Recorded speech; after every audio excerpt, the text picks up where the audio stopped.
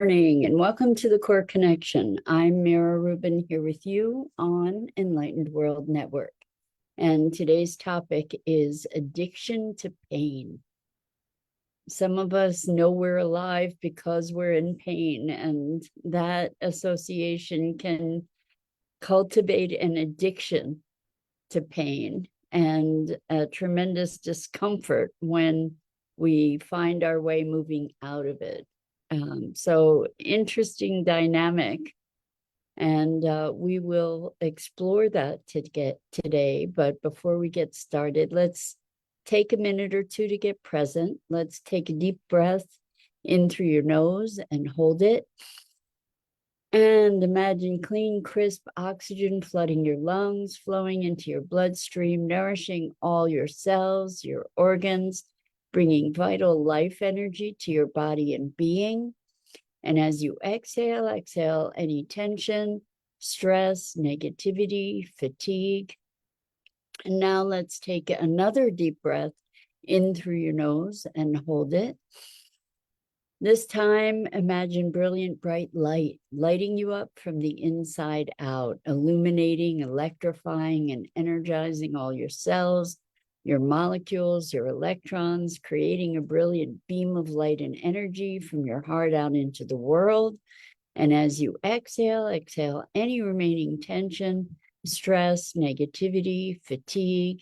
And now let's press our palms together, vigorously rub your hands together to feel the friction, the temperature, the pressure, the motion, the tickling and tingling when you stop, and allow all those sensations to bring you present right here, right now, into this remarkable physical form that enables us to experience life. Welcome, welcome, welcome. Good morning, Rosalind. So good to have you here this morning. And welcome to everyone else who's joining us. So today we're talking about addiction to pain. And when we talk about pain, maybe physical pain, but also emotional pain, where in its own weird way, the experience of pain allows us to know that we're alive. And it's a weird thing. I don't think that we necessarily make that conscious association that if I'm in pain, I'm alive. But a lot of us operate that way in our lives, where we actually create pain for ourselves ongoingly, emotionally or otherwise. It's interesting in sort of a positive take on that. I'm thinking about working out, where you work out until you can really feel it and your body has these sensations of pain, so that it's kind of like it hurts so good, that you're doing something, but you're alive because you're feeling your body. And it's a strange phenomena that the feeling stuff that we feel most often and most acutely is pain. And so in my coaching practice, I work with a lot of folks who have been habituated to pain, particularly emotional pain and suffering. And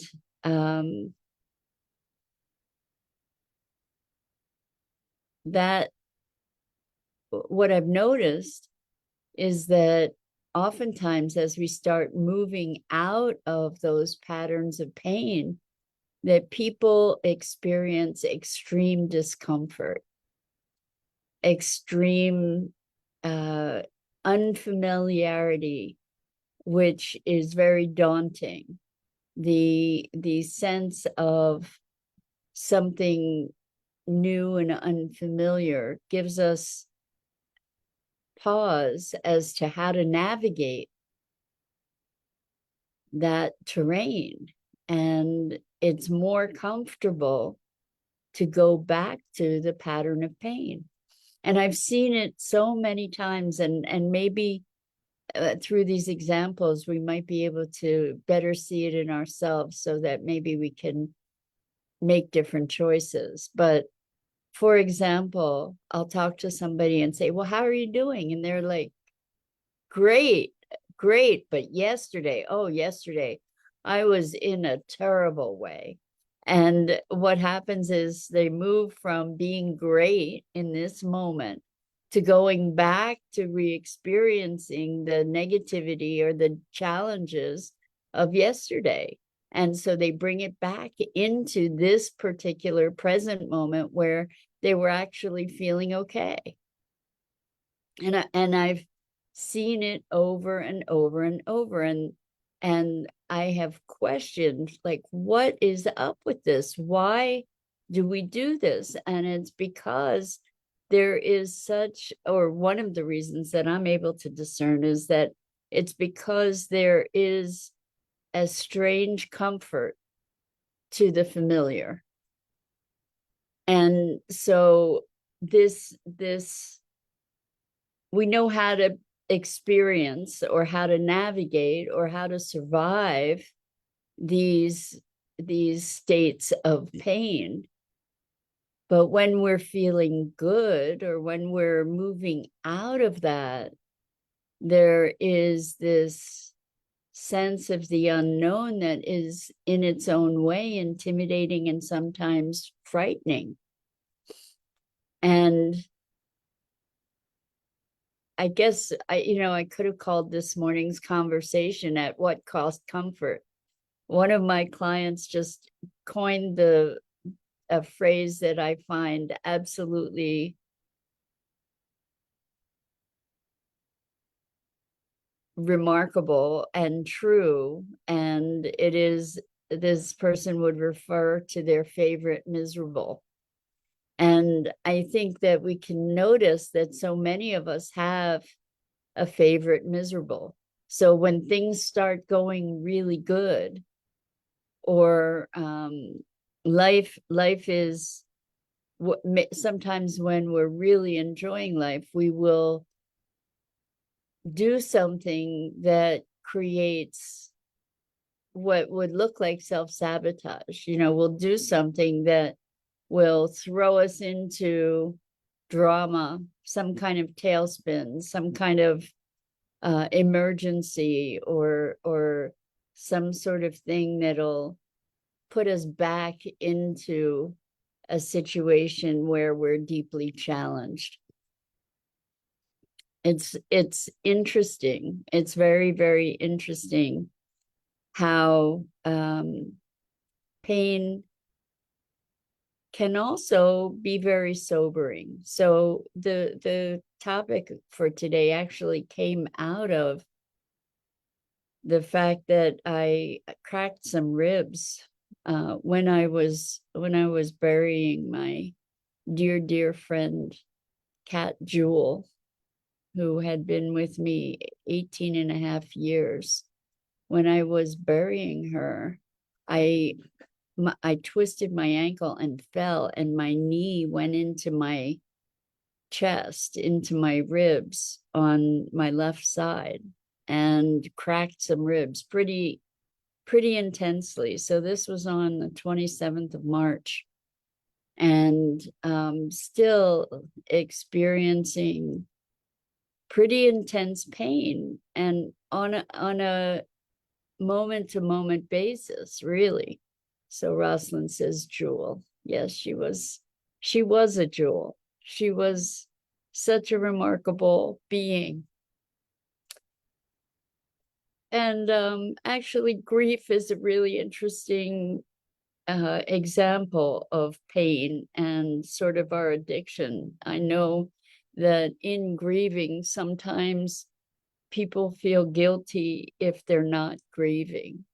That if they allow the grief to move through and potentially pass, that in some way that's a loss of allegiance to the being that is being grieved. And I don't believe that those beings want us to suffer. You know, that the way that we remember important people or pets or beings in our lives is often through the pain of the loss of them. And what if we could instead remember them with joy and love and freedom? But so often we hold to the grief, we hold to the pain. And anyway, I was questioning what's up with me with this pain, you know, to be perpetuating sort of physical kinds of injuries. Because Christmas time, on Christmas actually, I broke my wrist and then was healing from that for a while, and now the ribs. And Dido says, Jewel, big heart. She was, Dido had the pleasure of meeting Jewel. Hi, Dido, so good to have you here with us this morning. And we got to travel together, Dido and Jewel and I, and it was awesome. And so like that memory for me is filled with just delight and joy. And at the same time, there's the pain and the grief. And it's just so interesting to me about how we find painful things so that we can really feel things. You know, oftentimes when we have pain, we're trying to deny it, trying to pretend it doesn't exist, trying to minimize it rather than to actually feel it. And typically when we allow ourselves to feel the feelings, whatever those feelings are, typically when we allow ourselves to feel the feelings without judgment, without attending or adding meaning, just allowing us to feel the sensations, typically those sensations pass. And then we recreate them over and over and over again. So I'm just wondering about this dynamic of pain. Is it that it's so much more accessible than joy or than delight? Or is it that we just remember it more vividly because our limbic system is conditioned to survival, and pain is a symptom of maybe danger, and maybe that's why we tend to avoid it. It's funny because really pain and pleasure, there's sort of a very fine edge between pain and pleasure, and yet for the most part, most of the people that I know anyway gravitate to the pain. Again, to remember like somebody saying, oh, today I feel great, but yesterday, oh my gosh, yesterday was horrible. You know, so what's up with that? And seeing people, seeing myself at times, talk myself into a state of suffering or pain. And I've even seen this for myself around Jewel, where I will notice that I'm internal dialoguing myself into sadness rather than to be celebrating her. You know, to be feeling neutral and maybe feeling guilty on some level for feeling neutral, like that it's okay, that the way that life unfolds is okay, that we all are going to die, and that we live life as richly as we can while we have it to live. So I just breaking the addiction to pain. I mean, maybe if we name it as an addiction, it might give us more access to make other choices. I'm curious about that. That when we notice that we've created pain for ourselves, and that maybe it is part of an addictive kind of pattern, maybe that can wake us up to say, well, what else can I choose in this moment?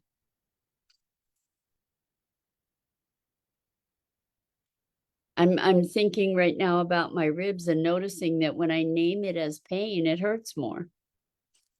When I can just allow myself to feel the sensations, it's sensations. And it's different. It's different. So the qualitative experience of it is different. So I wonder what your experience is of pain and pleasure. You know, I'm thinking of tickling, because tickling can be fun until it isn't, right? It's sort of pleasure and pain all kind of tied up together, being tickled, right?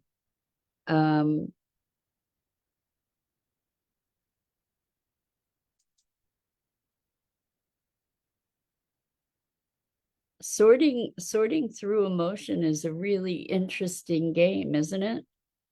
To try to name the experience of the emotions that we experience,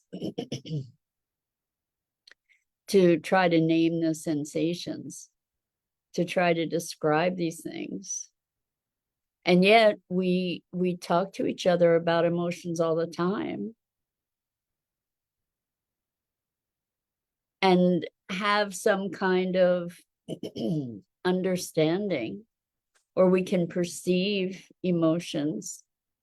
We can perceive emotions in animals, and people say, well, we're anthropomorphizing. Well, I think the notion of anthropomorphizing is the underlying assumption is that only humans have a sentient, cognitive, emotional experience. Of course, we can recognize emotion in other beings.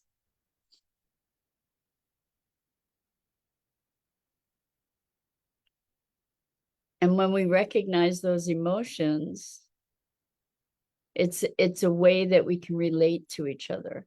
So why do we choose to relate to each other through pain?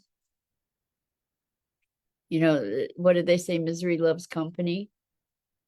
Because why is that? Why is that we can connect better through pain oftentimes? And then there's also the point that that's not always true, that we can't be with somebody else in their pain, that it's threatening, it's frightening, we want to push it away, we want to deny it, we want to turn our head to it because we can relate to it so deeply, and it presences us potentially to our own pain.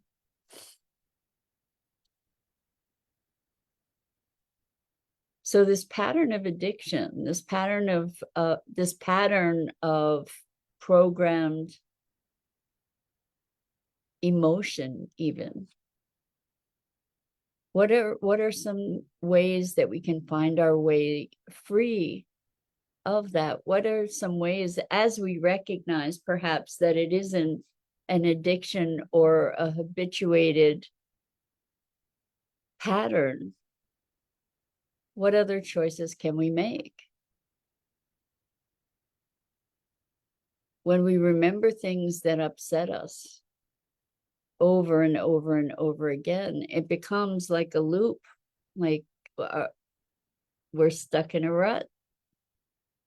And it takes deliberate will, it takes awareness, and then deliberate will to choose otherwise. To be, instead of saying things like, I'll never see them again, like in grief and death, I'll never see them again. I'll never be able to hear their voice again. I'll never be able to, whatever the nevers are,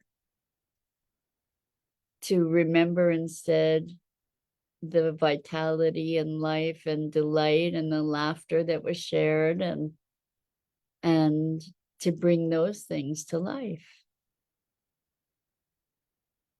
So much of what we experience comes as a result of an internal dialogue that we don't even hear. So this was the wildest thing. I was aware, sort of in a semi-sleep state. I was aware of this whole conversation that was going on. I don't even know who it was talking.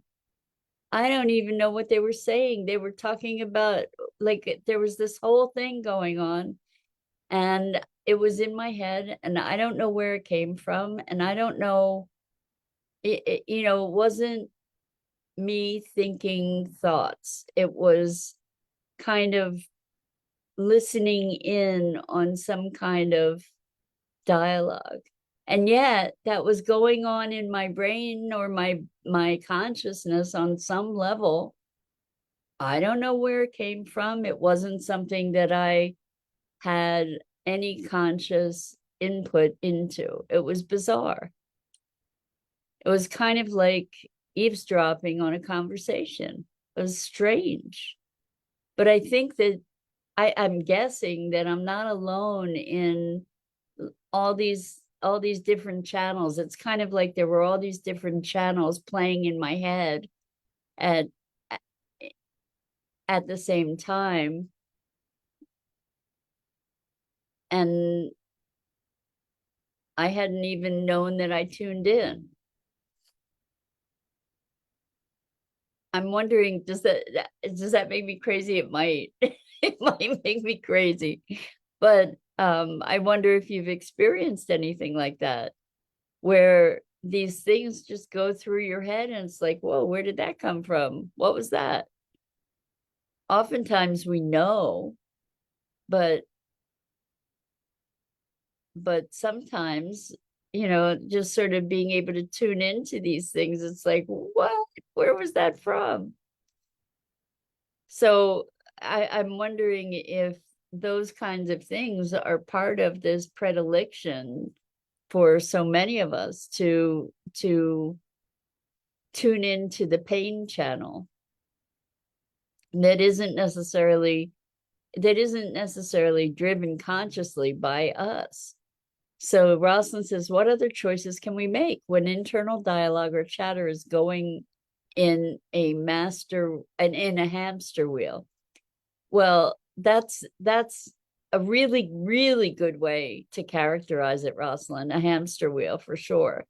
And I think the thing to do is to stop the hamster wheel, to jump off the hamster wheel and duck and roll, to just get off the darn hamster wheel, somehow stop it and do something else. The thing that is the most challenging in that whole scenario is noticing that we're on the hamster wheel to begin with, right? Or the hamster wheel of pain and suffering, that it's just a habit. And when we recognize that, when we can give it to ourselves that this is just a habit, it's not the truth of the universe. Like friends of mine also recently lost a very, very dear pet, and they are devastated. And the things they keep telling themselves are that they're never going to see him again, and that they're never going to hear his little voice, and they're never going to be able to interact with him again, and that unfortunately his last couple hours were very filled with pain and suffering. And so they're replaying that again and again and again and again. And what has to happen is they need to consciously choose to focus on other things, to notice that this is a habit, to notice that it's an addiction, it's a compulsion, to keep revisiting that over and over and over, and they're entrenching it more and more deeply. It takes will. It takes the grace to recognize that we're in that loop. And then it takes the will to overcome it. So first we need to recognize it. And when we recognize it, to switch it.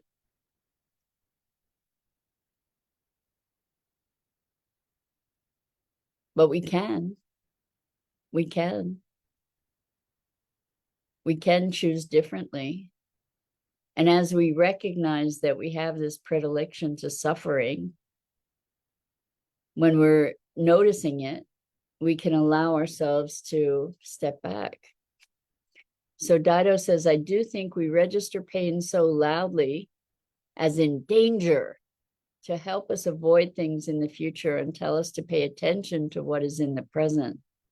It's hard to just be present without judgment about it and resisting it, or to keep going over it. Perhaps if we can just be present to it without resistance, we can set it and ourselves free. Thank you, thank you, thank you, Dido. 100%.